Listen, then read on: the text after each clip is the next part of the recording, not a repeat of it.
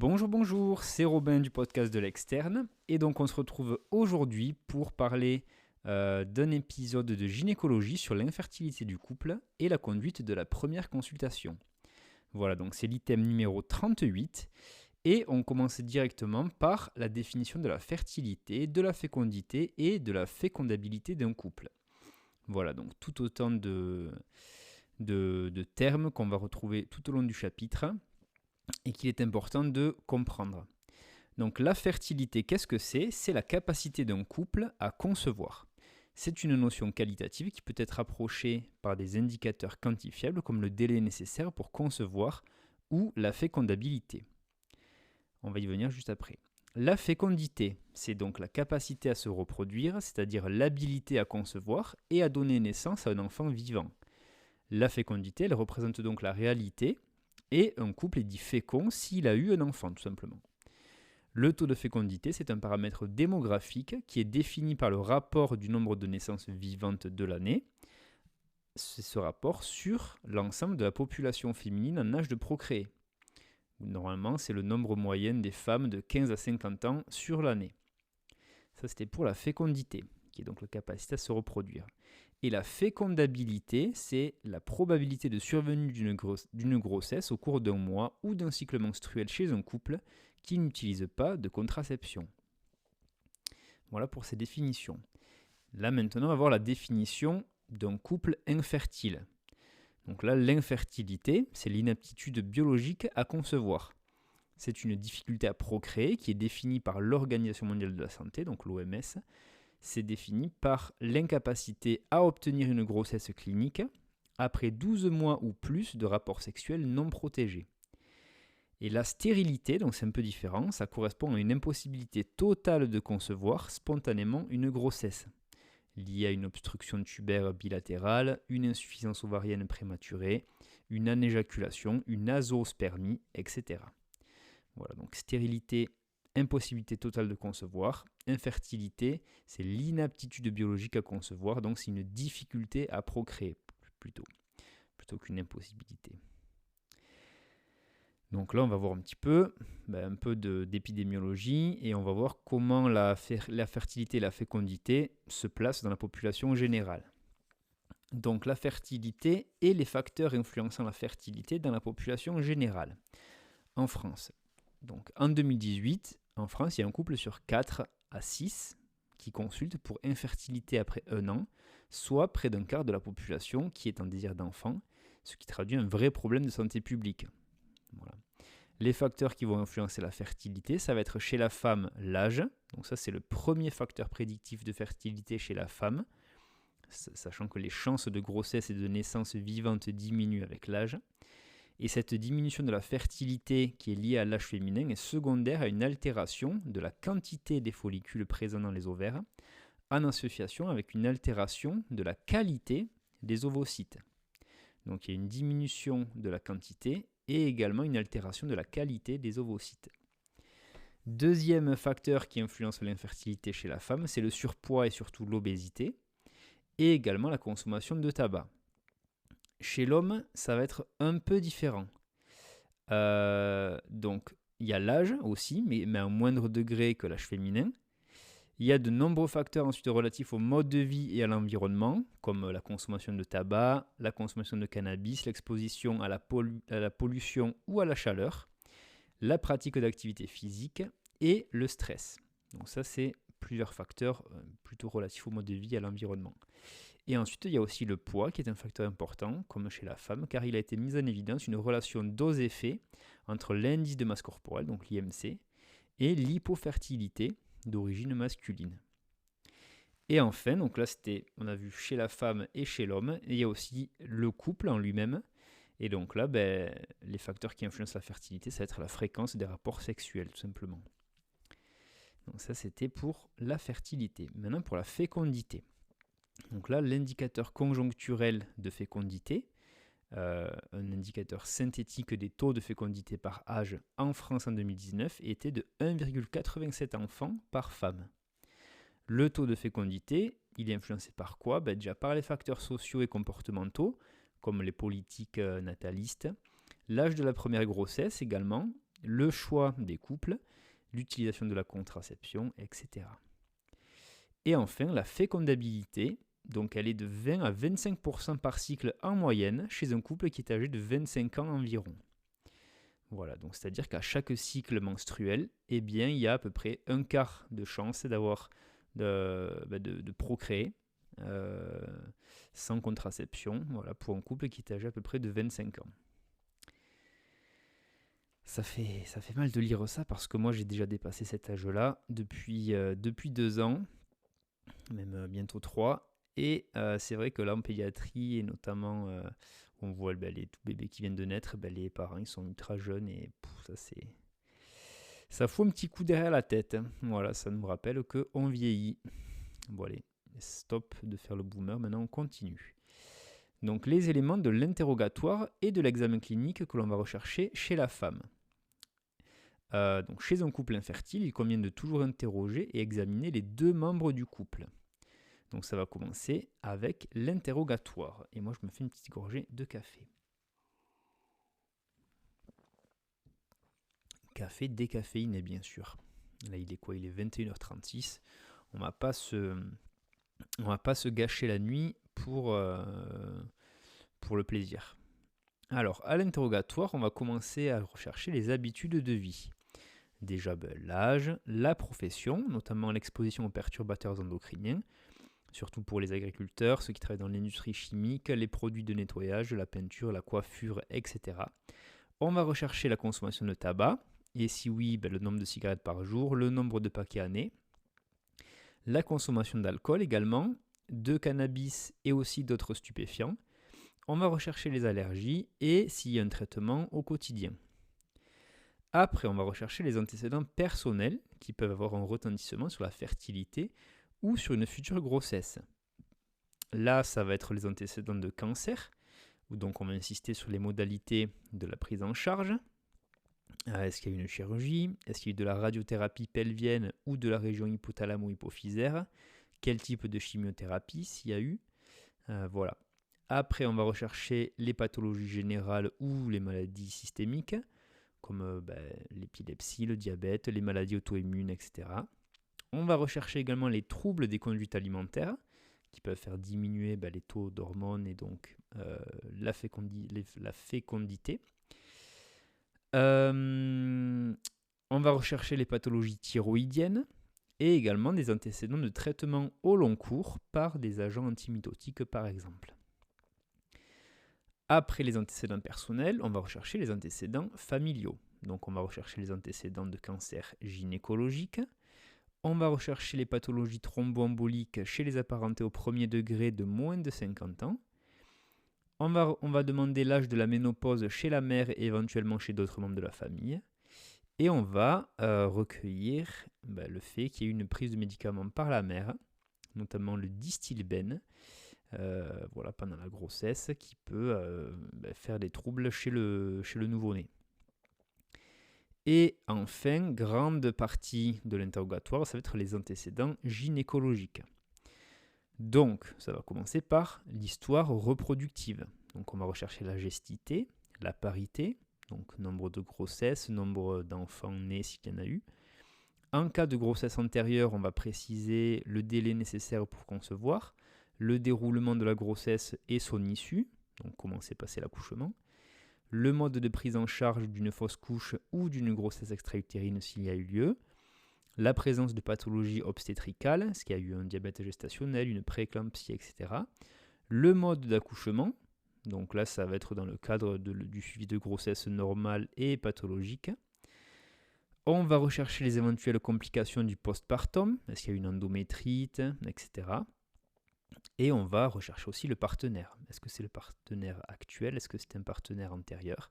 Voilà, pour voir si il y a une chance que ce soit le couple ou la femme si elle a eu un autre partenaire. On va rechercher ensuite, dans l'histoire reproductive, la fréquence des rapports sexuels et les éventuelles dysfonctions sexuelles. Après, on va rechercher l'histoire des cycles. Donc on va rechercher des troubles du cycle menstruel et des troubles de l'ovulation. Donc pour ça, on va demander l'âge des premières règles. Et on va aussi demander la régularité des cycles en l'absence de traitement œstroprogestatif ou progestatif, voilà, qui pourrait modifier les cycles. Donc on va voir les cycles sans traitement. Après, on va rechercher les antécédents de prise de contraception, la durée et l'abondance des saignements pendant les règles, la présence de douleurs pelviennes ou de dyspareunie profonde qui peuvent orienter vers une endométriose. Dyspareunie, je rappelle, c'est des douleurs à la pénétration tout simplement. On va rechercher les antécédents d'infections sexuellement transmissibles, des antécédents de chirurgie pelvienne à risque d'adhérence ou de synéchie et de chirurgie ovarienne.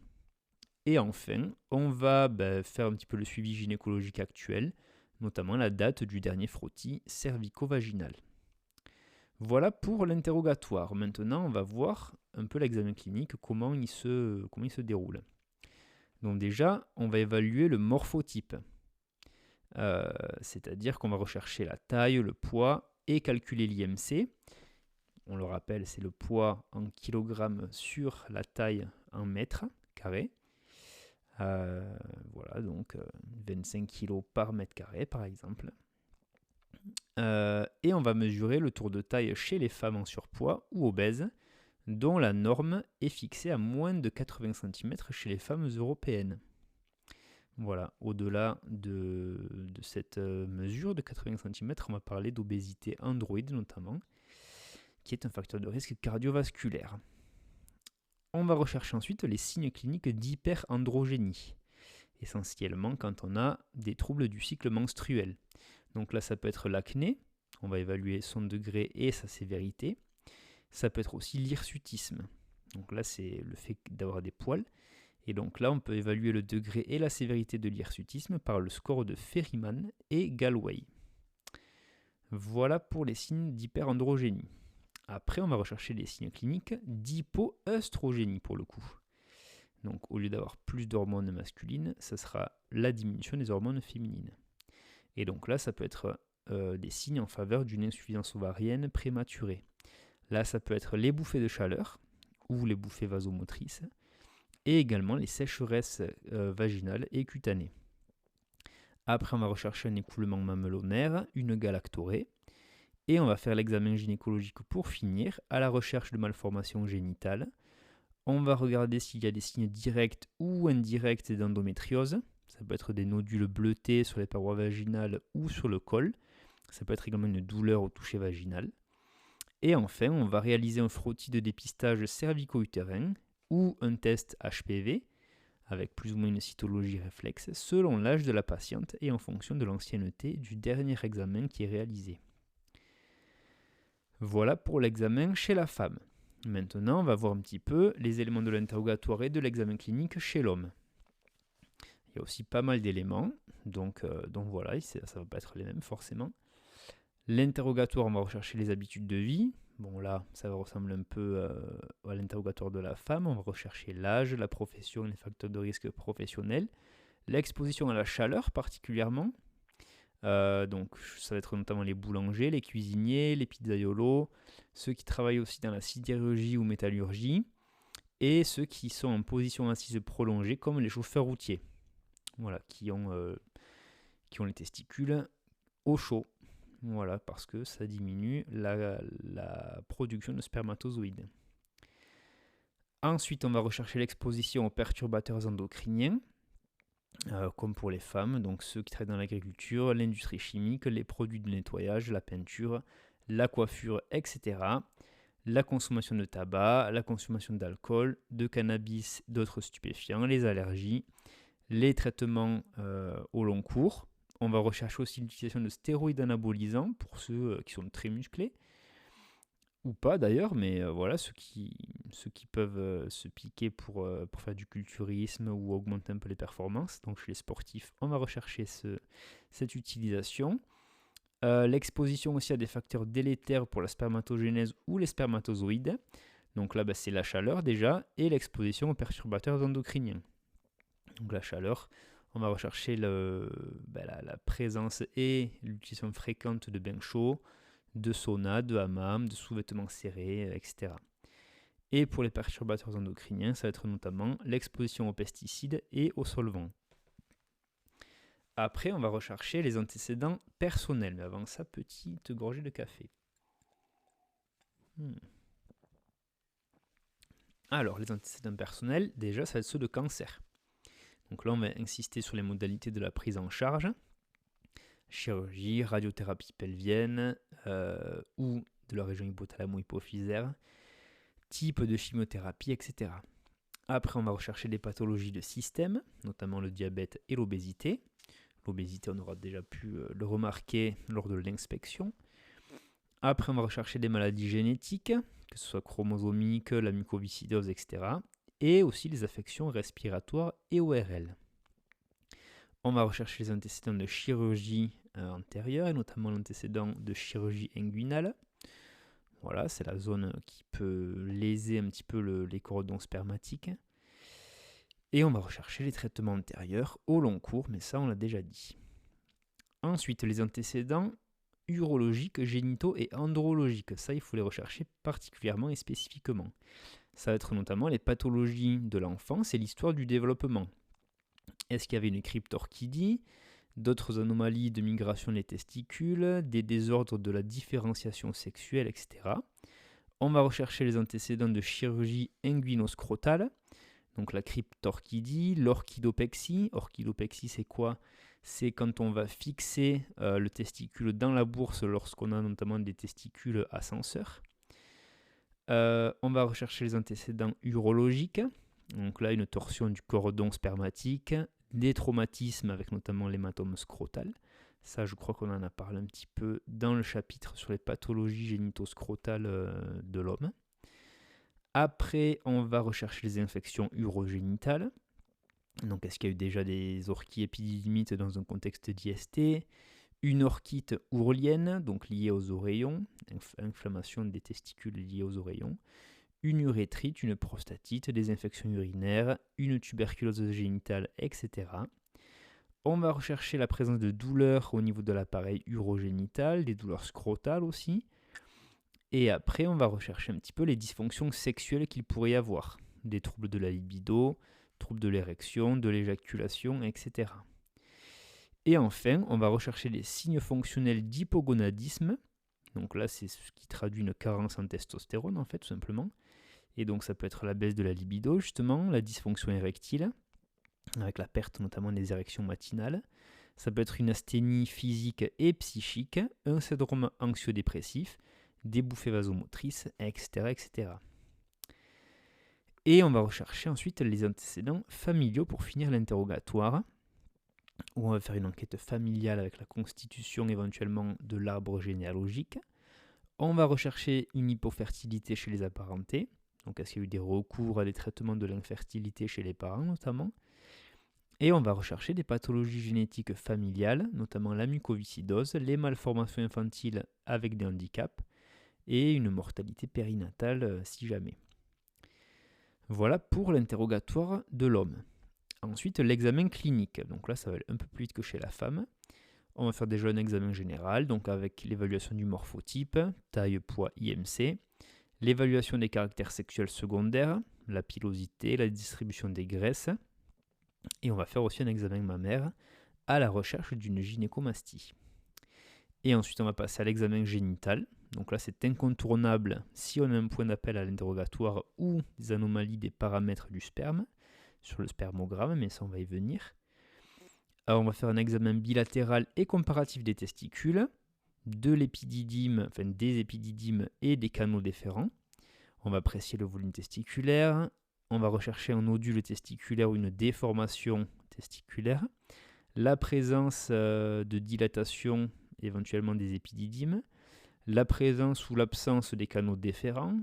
Et la recherche d'un varicocèle en position debout. On va le faire au repos et lors de la manœuvre de Valsalva, où ce sera un effort de poussée abdominale en fait, qui peut faire gonfler le varicocèle s'il y en a. On va ensuite examiner le pénis et la localisation du méa urétral. Donc là, ça peut être un hypospadias. Ça, on en a parlé dans le chapitre d'urologie, je pense que c'était. Voilà, sur les troubles des caractères sexuels secondaires. Enfin non, pas du tout. Les troubles des organes génitaux externes. voilà, les malformations, etc. Et on ne fait pas de toucher rectale systématique. C'est uniquement réalisé si on a le cas d'un homme de plus de 50 ans qui a des signes fonctionnels urinaires qui peuvent évoquer une pathologie prostatique, comme une dysurie, une anurie même des fois, etc. Et lorsqu'il y a une élévation du PSA sur la prise de sang. Voilà, mais on ne le fait pas systématiquement, notamment chez les hommes jeunes. Alors, maintenant, on va regarder un petit peu l'orientation diagnostique en fonction du contexte et des manifestations qui sont associées. Ah, désolé, je baille. Un petit peu de café, ça va peut-être me réveiller mentalement au moins. Alors, déjà, les troubles de l'ovulation chez la femme. Donc, ça peut être un syndrome des ovaires polykystiques, une insuffisance ovarienne prématurée, une hyperprolactinémie ou une aménorrhée hypothalamique fonctionnelle. Donc on va voir un petit peu ce qu'on retrouve à l'examen clinique à l'interrogatoire pour ces quatre étiologies qui peuvent provoquer des troubles de l'ovulation. Donc pour le syndrome des ovaires polykystiques, à l'interrogatoire, on va noter les troubles du cycle, notamment une spanioménorrhée, des cycles trop longs ou des règles trop espacées, voire une aménorrhée. Et à l'examen clinique, dans le SOPK, on va retrouver de l'acné, de l'hirsutisme et de l'obésité. Pour l'insuffisance ovarienne prématurée, donc là, on aura des troubles du cycle. Là, ce sera plutôt des cycles courts, des aménorrhées aussi. Il y aura des bouffées vasomotrices, des troubles de l'humeur, des antécédents familiaux d'insuffisance ovarienne prématurée, un antécédent familial de retard mental chez un garçon, notamment, et également des antécédents de chimiothérapie, de radiothérapie pelvienne, de chirurgie ovarienne chez la femme qui cherche à procréer. Et à l'examen clinique, on aura des signes de diminution d'œstrogène et donc de la sécheresse cutanéo-muqueuse. Dans l'hyperprolactinémie, donc là on aura des cycles irréguliers ou une aménorrhée secondaire à l'interrogatoire. Et à l'examen clinique, on aura une galactorrhée spontanée ou provoquée. Et on peut aussi avoir des troubles de la vision et des céphalées si on a un macroadénome, par exemple, de prolactine. Et enfin, pour l'aménorrhée hypothalamique fonctionnelle, donc là, l'interrogatoire, ça sera les femmes qui auront une pratique sportive intensive et aussi un trouble un peu du comportement alimentaire avec une hypersélectivité des aliments. Et donc là, à l'examen clinique, on aura une dame qui sera en sous-poids avec une hypopondérose. Donc là, c'est un poids trop faible, tout simplement. Voilà pour les troubles de l'ovulation. Pour les obstructions tubaires, donc là, à l'interrogatoire, on aura des antécédents d'IST, également de grossesse extra-utérine, des antécédents de chirurgie abdominopelvienne aussi, et les femmes qui ont de l'endométriose, ça peut faire une obstruction tubaire également. Et donc là, à l'examen clinique, on notera des pertes vaginales. Ensuite, les pathologies utérines. Donc là, ça peut être soit congénital, soit acquis. Donc les pathologies utérines congénitales, ça va être notamment lié à la prise de distelbène chez la mère. Distilbène peut-être, non ? Oui, c'est distilbène, je pense. Voilà, le diéthylstilbestrol, ça s'appelle exactement. C'est la dénomination commune d'un oestrogène de synthèse, voilà, qui était prescrit sous le nom de distilbène. Voilà, ça a des propriétés œstrogéniques puissantes. Voilà. Et ça a été, je pense, interdit. Ça a été utilisé jusqu'en 1977. Voilà, exactement. Et donc ça peut donner des pathologies utérines congénitales. Et enfin, ça peut aussi provenir d'une pathologie utérine acquise. Et donc là, on va rechercher les antécédents de gestes endo-utérins ou de ménométrorragie qui peuvent donner ça. À l'examen clinique, on n'aura pas spécialement de choses à noter. Ce sera plutôt sur les imageries qu'on pourra le voir. Ensuite, la pathologie cervicale, donc au niveau c'est pas au niveau du cou, c'est au niveau du col utérin. Et donc là, on va rechercher les antécédents de colonisation chez la femme. Voilà, pas plus. Et pour l'endométriose, donc là, on en a un peu parlé. Où est-ce qu'on peut retrouver l'endométriose? Dans l'obstruction tubaire, voilà. Mais l'endométriose à elle seule peut provoquer des dyspareunies ou des dysménorrhées. Et donc là, à l'examen clinique, on aura des douleurs à la mobilisation utérine. Et à l'examen au spéculum, on pourra voir des nodules bleutés qui sont visibles. Voilà pour les étiologies que l'on peut retrouver chez la femme. Maintenant, on va voir chez l'homme. Donc là, il y a un bon gros tableau aussi qu'on va décrire. Et je vais de suite brancher le Mac parce qu'il n'a plus de batterie. Allez, c'est parti, on reprend. D'ailleurs, en parlant de Mac, ceux qui avaient suivi la petite histoire là, voilà, quand je voulais changer de Mac, qu'il y a beaucoup de problèmes, et bien c'est chose faite. Voilà, j'ai craqué sur un petit MacBook Air avec le processeur M2, donc c'est un des tout nouveaux. Enfin, il y a celui avec le processeur M3 qui vient de sortir cette semaine, je crois. Voilà, donc là je me suis bien fait plaisir. Je l'ai quand même pris en reconditionné sur le site de Apple. Ça permet d'économiser un petit 200 € quand même. Mais voilà, j'en suis très content. Je l'ai pris dans couleur minuit, elle s'appelle, je crois. Donc il est plutôt noir, voilà, noir bleuté un petit peu. C'est très très joli. Et pour l'instant, j'en suis super satisfait. Donc voilà. Voilà pour la petite parenthèse technologie. Allez, donc les étiologies chez l'homme. Ça peut être déjà une origine sécrétoire avec une pathologie centrale. Donc là, l'origine de l'infertilité, ça sera des hypogonadismes hypogonadotropes congénitaux ou acquis, dont les hyperprolactinémies et l'hypercortisolisme. Voilà, donc ça c'est tous les mots super compliqués. À l'interrogatoire, on va noter des diminutions de la pilosité, de la libido, des dysfonctions érectiles, avec la perte des érections matinales, comme on l'a dit juste avant. Aménorrhée primaire ou secondaire, ça m'étonnerait chez l'homme. Donc là, je pense erreur de la part de celui qui a écrit cette partie. Donc là, il y en a plein de contributeurs qui ont écrit cette partie. Donc voilà, je n'ai pas une personne sur à qui je vais taper les doigts, donc je vais rien dire. Mais ils n'ont pas bien fait leur travail de relecture. Voilà, c'est pas grave. Ensuite, on peut avoir à l'interrogatoire une anosmie ou une hyposmie. Donc, on ne sent pas les odeurs ou on les sent beaucoup moins bien. En cas de syndrome de Kallmann de Morsier. Kallmann de Morsier. Voilà, je pense que c'est deux personnes qui ont qui ont découvert ce syndrome et donc on a leurs deux noms. À l'examen clinique, on va avoir un impubérisme éventuel dans les formes congénitales qui ne sont pas traitées. On peut avoir une hypotrophie testiculaire bilatérale, donc diminution du développement des testicules, et aussi une gynécomastie. Voilà. Donc là ensuite, ça c'était une origine sécrétoire de pathologie centrale. Et après on peut avoir des origines sécrétoires aussi, mais liées à des pathologies testiculaires. Et donc là c'est ce qu'on a le plus. On peut avoir le syndrome de Klinefelter. Donc ça c'est un trouble chromosomique, voilà, qui provoque des troubles de la libido, des dysfonctions érectiles également. Et donc là, on va observer à l'examen clinique un impubérisme partiel, qui est inconstant d'ailleurs, une gynécomastie qui est aussi inconstante. Par contre, on aura une hypotrophie testiculaire sévère, et ça sera une constante dans le syndrome de Klinefelter, donc des petits testicules. Voilà. Après, ça peut être lié à l'environnement. Donc là, comme on l'a dit, une exposition à la chaleur, à des toxiques, des antécédents de chimiothérapie, de radiothérapie. Et là, il n'y aura pas de signes cliniques spécifiques en dehors de l'hypotrophie testiculaire que l'on peut observer.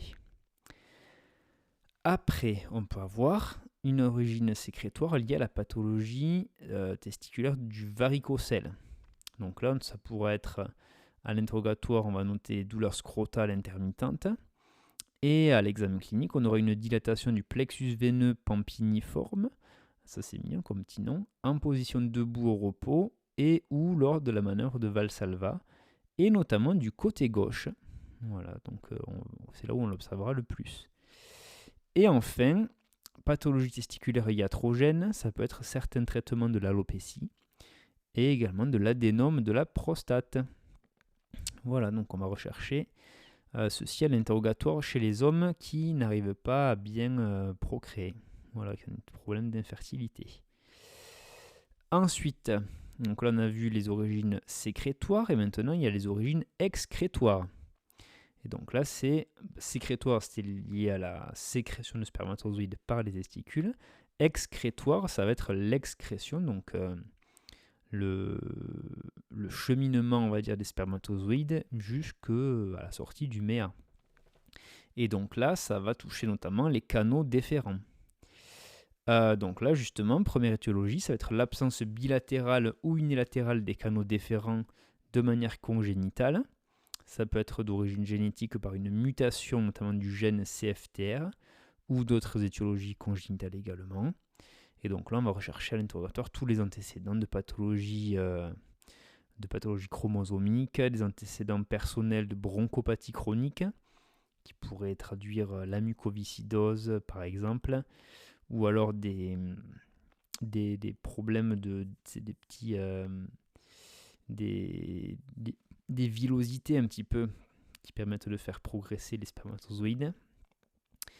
On va rechercher des antécédents personnels de diarrhée chronique ou de malabsorption, notamment dans le cadre d'insuffisance pancréatique. On va rechercher des antécédents de rhinosinusites chronique, des polyposes nasosinusiennes, et également le volume de l'éjaculat qui sera notamment le plus souvent faible et qui traduira une hypospermie. Et à l'examen clinique, on peut noter l'absence de palpation d'un ou des deux canaux déférents. On peut avoir une dilatation épididymaire homolatérale ou bilatérale. Et là, pour le coup, les testicules seront de volume satisfaisant. Voilà, ça ne viendra pas des testicules en eux-mêmes, mais des canaux qui vont venir faire passer les spermatozoïdes sécrétés par les testicules. Ensuite, donc, si on n'a pas d'absence des canaux, on peut avoir des obstructions, des voies génitales excrétrices, et notamment post-infectieuses. Donc là, on va rechercher à l'interrogatoire des antécédents personnels d'infection urogénitale, des urétrites, des orchiépididymites, notamment en contexte d'IST. Et on va rechercher des douleurs lors de l'éjaculation. Voilà. À l'examen clinique, on aura une dilatation épididymaire unilatérale ou bilatérale, un épididyme sensible à la palpation, des canaux déférents qui seront bien présents pour le coup, et pareil, des volumes testiculaires satisfaisants. Et enfin, on peut rechercher d'autres atteintes déférentielles, donc des canaux déférents. Et donc là, ce sera tous les antécédents de chirurgie urologique, comme la vasectomie. Voilà, bon, c'est un peu bête de vouloir procréer quand on a eu recours à une vasectomie. Voilà, mais au cas où il aurait oublié, il faut penser à le demander. Et les antécédents de chirurgie inguinale, par contre. Donc là, qui aurait pu toucher un canal déférent. Et là, l'examen clinique, pour le coup, il sera peu contributif, on ne verra pas grand-chose. Voilà, maintenant, on va parler des examens complémentaires, et notamment le bilan de première intention dans une infertilité féminine et ou masculine. Donc, selon les recommandations de l'OMS et des différentes sociétés savantes, une exploration d'un couple qui présente des difficultés à procréer doit être réalisée en cas d'absence de grossesse clinique évolutive après une année de rapports sexuels réguliers sans contraception. Ce bilan peut être avancé si la femme a plus de 35 ans, en cas de trouble du cycle menstruel ou en cas d'antécédent de pathologie génitale connue chez la femme. Donc là, l'endométriose, les facteurs de risque de pathologie tubo-péritonéale, des traitements gonadotoxiques, etc. Ou d'antécédents de pathologie chez l'homme, comme la cryptorchidie, les traumatismes testiculaires ou les traitements gonadotoxiques également. Le bilan de première intention, il vise déjà à rechercher là où les causes d'infertilité féminine et masculine, et il vise aussi à réaliser un bilan préconceptionnel. Donc, chez l'homme, ça va être assez court, ce bilan de première intention, ça va être le spermogramme avec un spermocytogramme et une spermoculture, en particulier s'il y a des antécédents d'infection urogénitale ou s'il y a une assistance médicale à la procréation qui est envisagée. Pour la femme, là c'est un peu plus complexe, il y a plus de choses. Il y aura déjà un bilan hormonal à J2 et à J5 du cycle. Donc FSH, LH, estradiol et AMH. Je pense que c'est l'hormone antimullérienne, si mes souvenirs sont bons. Après, on va faire le bilan hormonal à J20. Et donc là, on va doser la progestérone seulement chez les femmes qui ont des cycles de durée normale. Et ça, c'est à discuter. Ça ne se fait pas tout le temps. Donc voilà, bilan hormonal à J2, J5. Et on peut faire aussi J20 avec la progestérone. Ensuite, il y aura une échographie pelvienne à J2 et J5, pareil, du cycle. Donc là, on va pouvoir compter les follicules en trop. Pas en trop, mais en trop, lié à l'antrome. Voilà. Et on va explorer la cavité et la morphologie utérine. Ensuite, on pourra faire une hystérosalpingographie, donc c'est-à-dire une radiographie de l'utérus et des trompes de Fallope, à J5 et J9, ou on peut aussi le faire avec une échographie et produit de contraste en faisant une exploration tubaire. Ensuite, on va doser la TSH sur la prise de sang. Et donc là, l'objectif, il doit être inférieur à 2,5 milli-UI par litre. Donc milli-unité internationale par litre en préconceptionnel. Et on va faire des sérologies, notamment celle de la rubéole et de la toxoplasmose. Voilà pour les femmes, tout ce qu'il y a à faire. Et enfin, pour le couple, il y aura des tests spécifiques. Donc le test post-coïtal, ou test de 1 heure, ça s'appelle, donc HU-HNER. Et ça, ce test n'est pas systématique ni recommandé d'ailleurs. Donc, il faut le connaître, mais voilà, on ne va pas le proposer à chaque fois. Et alors là, on va voir maintenant les grands principes de l'interprétation d'un spermogramme. Donc c'est bien beau de le faire, il faut savoir un petit peu l'interpréter. Donc déjà, le recueil pour le spermogramme, il est réalisé dans un laboratoire spécialisé. Le recueil se fait par masturbation. Voilà, ça va être un peu glauque. Je crois que après avoir entendu des petits témoignages, il y a des petits magazines, des petites choses comme ça. Voilà, j'imagine que ça va être un peu bizarre et ça doit être plus long que d'habitude, j'imagine. Ça se fait par un délai d'abstinence. Après un délai d'abstinence de 2 à 7 jours. Et ça se fait bien sûr après une toilette intime avant le recueil. Voilà, pour pas que ce soit contaminé. Après la réalisation du recueil spermatique, il faut vérifier déjà qu'il n'y a pas une perte de l'éjaculat. En particulier la première fraction qui est la plus riche en spermatozoïdes. Il faut demander s'il y a eu des événements particuliers dans les 3 mois qui précèdent le recueil, notamment un épisode fébrile. Et ensuite, 30 à 60 minutes après le recueil, il y a plusieurs paramètres qui sont analysés déjà. On va mesurer le volume de l'éjaculat, on va évaluer la viscosité de l'éjaculat, on va mesurer son pH, on va évaluer la mobilité des spermatozoïdes selon les recommandations de l'OMS. Ils seront classés en 3 catégories. Il y aura ceux qui ont une mobilité progressive, ceux qui ont une mobilité non progressive et les spermatozoïdes immobiles. On va rechercher les agglutinats, donc ça sera des attachements de spermatozoïdes mobiles. On va calculer la concentration, donc de spermatozoïdes et de cellules rondes. Et on va évaluer la vitalité de l'éjaculat et des spermatozoïdes à l'aide de colorants vitaux. Et enfin, on fera le spermocytogramme qui permet d'évaluer la morphologie des spermatozoïdes après une coloration sur des lames. Et donc là, il y aura plusieurs classifications qui seront possibles avec des seuils de normalité qui seront différents. On va faire une classification avec des critères stricts, qui est appelée la classification internationale de Kruger, ou la classification française de David modifiée. Voilà, donc ça c'est pour classer les spermatozoïdes selon leur morphologie, après qu'on les ait colorés sur des lames. Et donc là, les valeurs de référence, elles ont été définies par l'OMS, après l'analyse de plusieurs milliers d'éjaculats d'hommes fertiles, donc ceux qui ont eu une grossesse spontanée dans les 12 mois, et dans le monde entier. Il est important de préciser aux patients que les valeurs inférieures ne sont pas forcément synonymes d'infertilité ni de stérilité, mais bon, que ça va pas être avantagé, ils vont pas être avantagés pour procréer, bien sûr. Donc, Bon, oui, je vais décrire tous les paramètres, même si c'est un peu spécifique. Peut-être que je mettrai le tableau sur le post Instagram, je pense que ça peut aider. Donc, au niveau du volume spermatique, les normes, c'est supérieur ou égal à 1,4 ml. Et les anomalies du volume spermatique, ça va être l'absence d'éjaculat, donc l'aspermie, et la diminution de l'éjaculat, c'est l'hypospermie. Voilà. Le pH du sperme, donc il faut savoir qu'il est plutôt basique, il se situe entre 7,2 et 8. Et donc là, eh bien, on aura comme anomalie soit un sperme acide, soit un sperme alcalin si on a une augmentation du pH. La numération donc, du nombre de spermatozoïdes, ça va être la norme au-dessus de 16 millions de spermatozoïdes par millilitre. Donc là, c'est la concentration.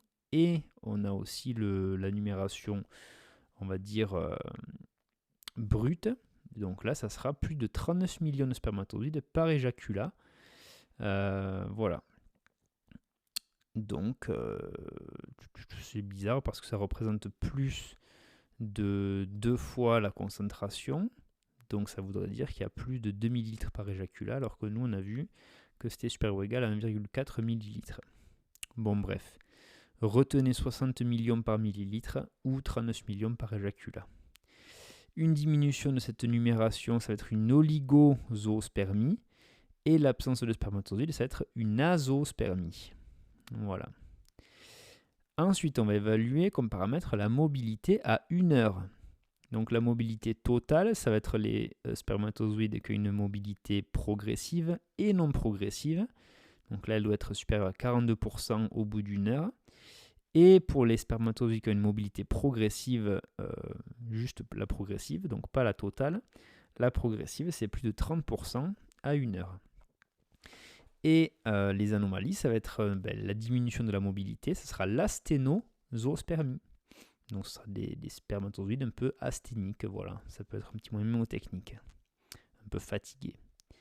La vitalité, donc ça c'est le nombre de spermatozoïdes vivants, et donc il faut qu'il y en ait plus de 58%. Si une diminution de cette vitalité, ça va être une nécrozoospermie, donc des spermatozoïdes qui sont morts. Voilà, nécro, qui fait référence à la mort. Ensuite, au niveau de la morphologie. Donc là, les spermatozoïdes typiques doivent être supérieurs ou égal à 4% selon la classification de Kruger et supérieurs à 23% les spermatozoïdes typiques selon la classification de David modifiée. Et si on a une diminution de cette proportion de spermatozoïdes typiques, eh bien on parle de tératosospermie. Voilà, là on peut imaginer comme mnémotechnique un tératome. Donc c'est quoi la tératogénèse. Voilà, c'est ce qui est mal formé un petit peu. Donc des spermatozoïdes mal formés, voilà, ce sera une tératosospermie. Et enfin, on va mesurer les leucocytes dans l'éjaculat. Et donc là, la norme, c'est qu'il y ait moins de 1 million par millilitre de leucocytes. Et là, les anomalies, au lieu d'avoir une diminution, ce sera une augmentation des leucocytes. Et donc, on parlera de leucospermie, tout simplement. Voilà. Et maintenant, on va voir un petit peu les principales causes. Non, on va pas en parler parce qu'on les a déjà toutes vues. Voilà, toutes les causes d'infertilité, féminine et masculine. On va juste rappeler les différentes classes, mais je ne vais pas rentrer dans les détails puisqu'on les a déjà vues. Donc, par contre, il y a un petit point qui est intéressant, c'est schématiquement, il y a environ 30% des cas d'infertilité qui sont d'origine féminine et 30% des cas qui sont d'origine masculine. Dans 30% des cas qui restent, les deux membres du couple sont à l'origine de l'infertilité. Donc là, on obtient 90% au total des cas d'infertilité. Et donc, il reste 10% des cas. Et donc là, on ne retrouve pas de cause identifiée. Et on parle alors d'infertilité inexpliquée ou idiopathique. Donc, les causes d'infertilité féminine, ça va être les causes ovulatoires, qui représentent 40%. Après, ça peut être les étiologies tubo-péritonéales. Donc là, 30%. On est déjà à 70% rien que sur les causes ovulatoires et les étiologies tubo-péritonéales. Donc voilà, l'endométriose 15% également à l'origine de 15% des causes d'infertilité féminine, donc c'est beaucoup. Ensuite, les pathologies utérines ou cervicales qui vont représenter 8% des causes d'infertilité féminine. Et après, les autres causes d'infertilité féminine, donc ça représente 7%, ça trouve notamment les troubles sexologiques. Voilà. Ensuite, les principales causes d'infertilité chez l'homme. Donc là, ça représente 30% des causes d'infertilité d'un couple. Et donc là, il y aura les causes sécrétoires, les anomalies de production des spermatozoïdes par les testicules, et les causes excrétoires, avec la production normale des spermatozoïdes, mais une obstruction en aval du testicule. Voilà. Et donc là, il y a une petite remarque pour conclure ce chapitre. Pour la femme comme pour l'homme, des causes mixtes sont fréquentes. Donc ça peut être par exemple des troubles de l'ovulation plus une obstruction tubaire pour la femme. Et donc là, ça majore forcément le risque d'infertilité.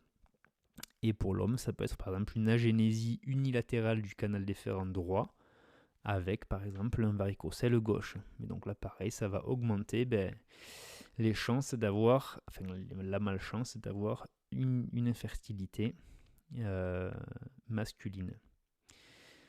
Voilà, et bien ce chapitre est terminé. Assez long, ma foi, je pensais qu'il serait un peu plus court que ça en voyant le petit sommaire. Mais bien intéressant, j'espère qu'il vous aura plu.